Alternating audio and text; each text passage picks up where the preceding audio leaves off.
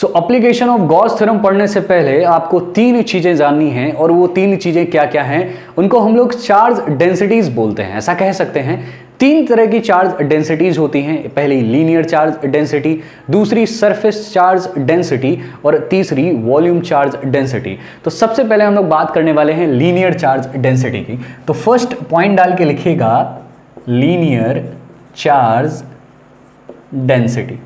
किसके बारे में बात करेंगे हम लोग? लीनियर चार्ज डेंसिटी की। सो लीनियर चार्ज डेंसिटी हम यूं कह सकते हैं कि अगर कोई वायर वगैरह है और उस वायर के लिए अगर हम लोग यूज कर रहे हैं तो वायर में क्या होता है? लेंथ होता है। मतलब हम ले लेते हैं वायर का लेंथ एल ले लिया, स्मॉल एल ले लो, छोटा सा स्मॉल एल ले लेते हैं। तो इसके लिए सिंपल सा एक फॉर्मूला होता है। फॉर्मूला क्या रहता है? Lambda is equal to Q upon L. क्या रहता है? Q upon L. बोल क्यू रहा हूं, लिख सिग्मा रहा हूं, ठीक है। सो क्या होता है? Q upon L. अगर मैं इसके यूनिट की बात करूं बच्चा, तो इसका यूनिट क्या हो जाएगा? कूलॉम पर मीटर इसका यूनिट हो जाएगा।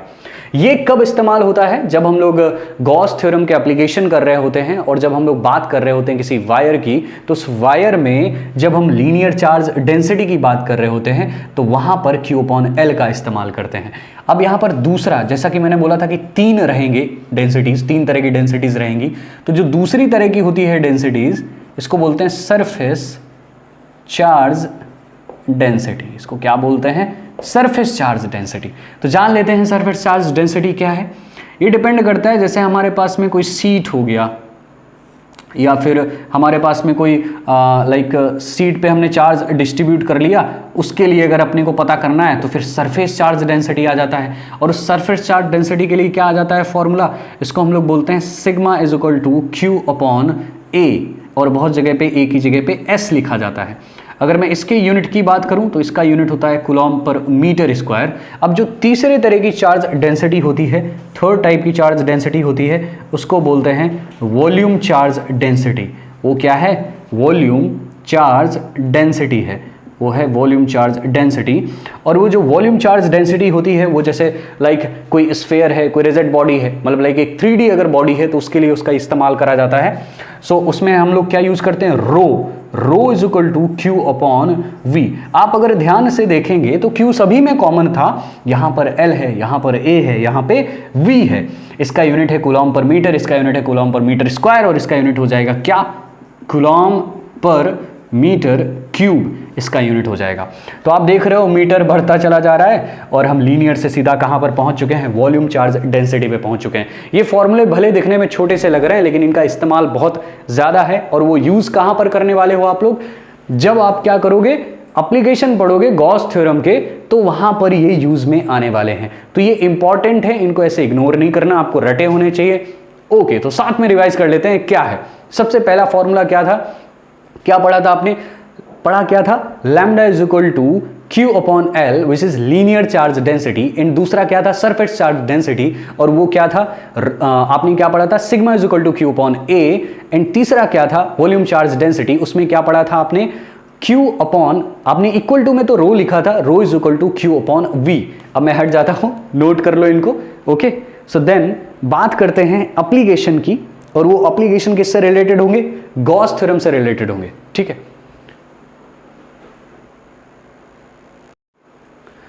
सो हम लोग पहला एप्लीकेशन देखने वाले हैं गॉस थ्योरम का।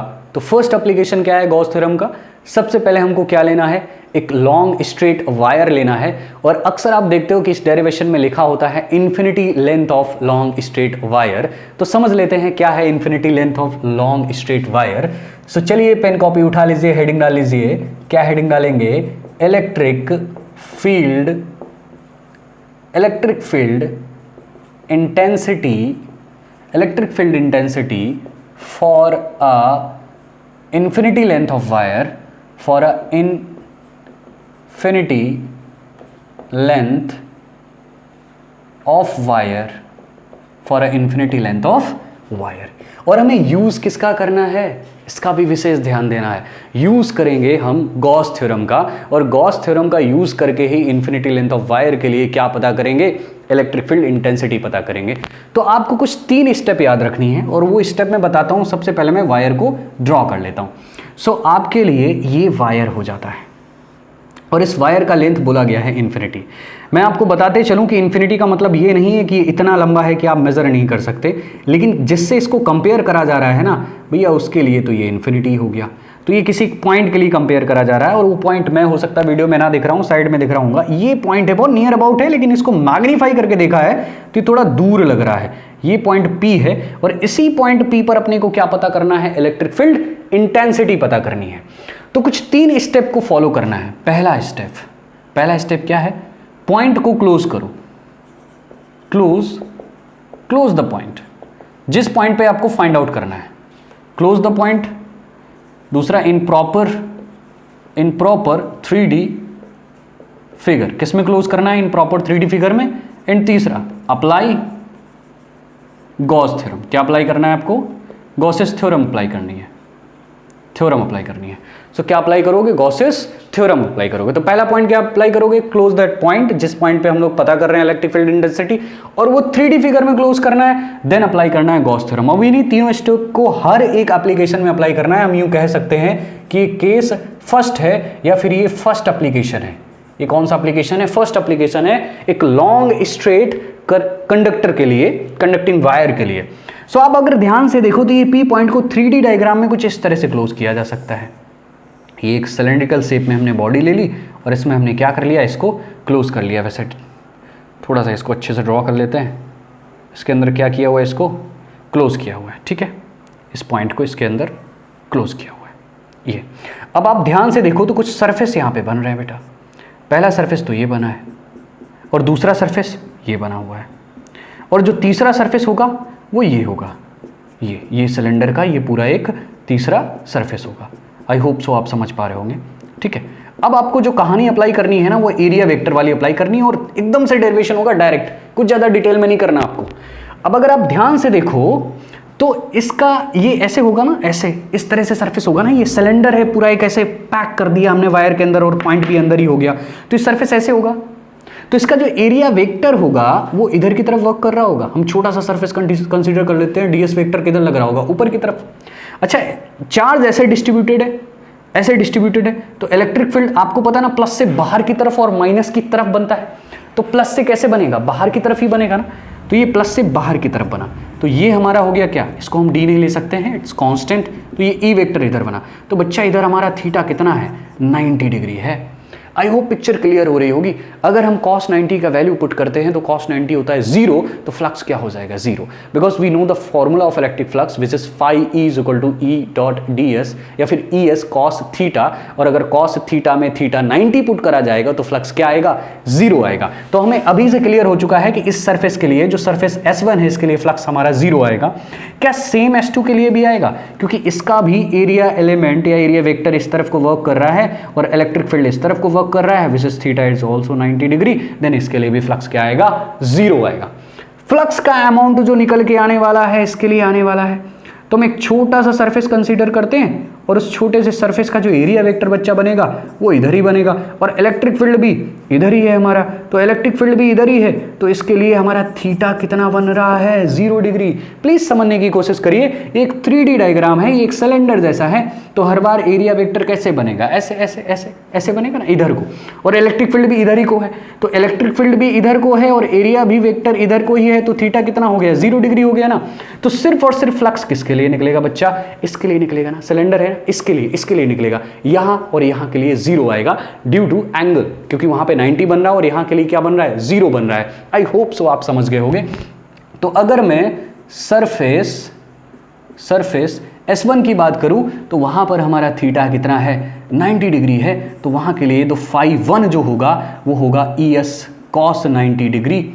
वैसे ds ES लिखने की यहां पर नीड नहीं है, तो ये 0 हो गया। अब हम बात करते हैं सरफेस S2 की बात करते हैं, वहां पर भी थीटा 90 डिग्री है, तो वहां के लिए भी phi2 क्या हो गया आपका? 0 हो गया। लेकिन जब भी हम बात करते हैं किसकी? हम बात करते हैं S3 सरफेस की बात करते हैं, हम इसको S3 सरफेस कंसीडर कर लेते हैं। तो अगर हम S3 सरफेस S3 की बात करेंगे तो S3 के लिए थीटा बच्चा कितना है? 0 डिग्री है। तो वहां पर हम छोटा सा ही हमने सरफेस एरिया लिया है, तो इंटीग्रेशन कर देते हैं d phi E is equal to integration of E dot ds cos 0 degree. ठीक है, तो ये इंटीग्रेशन से बाहर आया, ये phi E हो गया, ई भी बाहर आ गया, अंदर हो गया ds, और cos 0 की वैल्यू आप सभी को पता है, cos 0 डिग्री की वैल्यू होती है 1, तो ये वाला टर्म क्या हो गया 1, ये 1 हो गया। तो ds, अब अगर आपको ds पूरा सरफेस एरिया चाहिए तो क्या हो जाता है किसी भी सिलेंडर के लिए, क्या हो जाएगा E into 2 pi R H हो गया, क्या हो गया phi E is equal to E into 2 pi R H. अब एक चीज आपने ध्यान नहीं दी, मतलब नोटिस नहीं करा है आपने, या फिर मुझे भी करना चाहिए था, ये जो पूरा टर्म है ये बराबर किसके होता है, अगर मैं इंटीग्रेशन के अंदर ही रखता हूं इस पूरे टर्म को, तो ये बराबर किसके होता है, Q अपॉन एप्सिलॉन नॉट के बराबर होता है। तो पहली वाली तो स्टेप हमने पहले ही कवर कर ली थी, चार्ज को अंदर रखे, सॉरी पॉइंट को अंदर रखे, और दूसरी ये 3D डायग्राम ले लिया था, और तीसरी क्या अप्लाई करना था, गॉस थ्योरम, और गॉस थ्योरम में यही तो था, आपने पढ़ रखा है ना, the whole integration E dot D S is equal to Q upon epsilon naught, तो ये क्या whole integration D phi E के बराबर ही तो होगा भाई, ठीक है। तो ये क्यू अपॉन एप्सिलॉन नॉट के बराबर हो गया, तो क्या हम लिख सकते हैं E into 2 pi R H is equal to Q upon epsilon naught. नीचे तक का दिख रहा है क्या, अगर नहीं दिख रहा है तो थोड़ा सा इधर देख लो, शायद इधर का दिखे। सो अभी E के इक्वल में क्या लिखा जा सकता है, इक्वल में लिखा जा सकता है क्यू अपॉन, ये नीचे जाएगा मल्टीप्लाई कराएगा तो क्या आ जाएगा 2 pi R H epsilon not आ जाएगा, ठीक है। अब यहां पर अप्लाई क्या होगा, लीनियर चार्ज डेंसिटी, बिकॉज ये वायर है तो लीनियर चार्ज डेंसिटी हम लोगों ने पढ़ रखा था Q अपॉन L, तो यहां पे पुट कर देते हैं Q अपॉन L, तो E इज इक्वल टू क्या निकल के आ जाएगा, ये Q की जगह पे रखेंगे तो Q इज इक्वल टू हो जाएगा L, तो lambda L upon 2 pi R H epsilon naught, और हम लिख सकते हैं lambda L upon 2 pi R L epsilon naught, because जो H है ये लेंथ हम ले लेते हैं ना, इसकी हाइट लेंथ बात एक ही है, वायर है, आप उधर का देख पा रहे हो, साइड का ब्लर तो नहीं हो रहा, ठीक है, आई होप सो आपको दिख रहा होगा। सो क्या आ जाएगा lambda L upon 2 pi R L epsilon naught, L से L कैंसिल होगा, E इज इक्वल टू निकल के आएगा लैम्डा बाई 2 पाई या 2 पाई एप्सिलॉन नॉट आर, कुछ ऐसे लिखेंगे तो ज़्यादा अच्छा लगेगा। ये इलेक्ट्रिक फील्ड इंटेंसिटी निकली है किसी वायर के लिए, ये किसके लिए निकली है, वायर के लिए। तो पहला एप्लीकेशन था। अब देखो मैंने एक दो स्टेप यहाँ पे फालतू में कर रखे हैं, अगर आप चाहिएगा तो सीधा डायरेक्ट लिखिएगा Q अपॉन एप्सिलॉन नॉट, और जल्दी हो जाएगा, छोटा दिखेगा आपको। तो 3 बातों को आपको ध्यान रखना है, सरफेस बॉडी कैसी भी हो, सबसे पहले क्या करना है, उस पॉइंट को बहुत नियर अबाउट लेना है और फिर उस पॉइंट को क्लोज करना है, 3D डायग्राम में क्लोज करना है, और क्या अप्लाई करना है, गॉस थ्योरम। और सबसे ज्यादा तो मेन यूज किसका है, सबसे ज्यादा मेन यूज है किसका, एंगल का, किसके एंगल का, एरिया के एंगल का। एरिया का एंगल अगर कंपेयर करा लिया, एरिया एलिमेंट का एंगल कंपेयर करा लिया किसके साथ, इलेक्ट्रिक फील्ड के साथ, इलेक्ट्रिक फील्ड के डायरेक्शन के साथ, दोनों का एंगल अगर आपने कंपेयर करा लिया तो आपको आ जाएंगे एप्लीकेशन, बहुत आसान होते हैं। 2 मिनट का टाइम लगेगा डेरिवेशन करने में, आपको पता होगा फॉर्मूला क्या निकल के आया, वैसे भी पता होना चाहिए क्या निकला इधर formula, E is equal to आपका निकला हुआ है 2 पाई एप्सिलॉन नॉट आर, और ऊपर की तरफ जो सिंबल है उसको हम लोग क्या बोलते हैं, लैम्डा, तो lambda by 2 pi epsilon naught R, और यही लैम्डा क्या है, लीनियर चार्ज डेंसिटी। ओके, तो ये पहला एप्लीकेशन था, ये छोटा सा शॉर्ट वीडियो में होगा, आप इजीली कर पाओगे। नेक्स्ट एप्लीकेशन नेक्स्ट वीडियो में। Thank you so much for watching.